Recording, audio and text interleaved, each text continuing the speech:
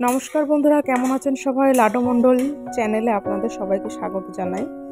আমি আজকে সাবুদানা ভাজা করব। আগে বাদাম আর কারি পাতাটা আমি ভাজা করে নিয়েছি। দেখুন সাবুদানা, আমি এই সাবুটা নিয়েছি। আপনারা যে কোনো সাবু ইউজ করতে পারেন, তবে দানাটা মোটা হলে অবভিয়াসলি ভালো হয়। তেল গরম করেছি, ছাকা তেলে সাবুদানাগুলো ছেড়ে দেবো। একদম মুচমুচে ফুলে উঠবে এবং অসাধারণ খেতে লাগে। কারি পাতা লবণ মিক্সড করে নেব। দেখুন আমি ছাকা তেলে সাবুগুলো ভেজে নিচ্ছি।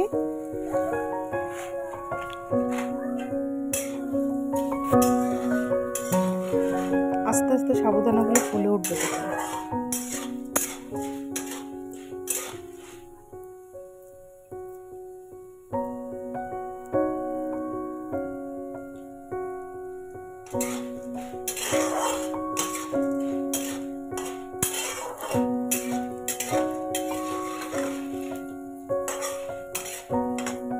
দেখুন বন্ধুরা, কত সুন্দর ফুলতে শুরু করে দিয়েছে।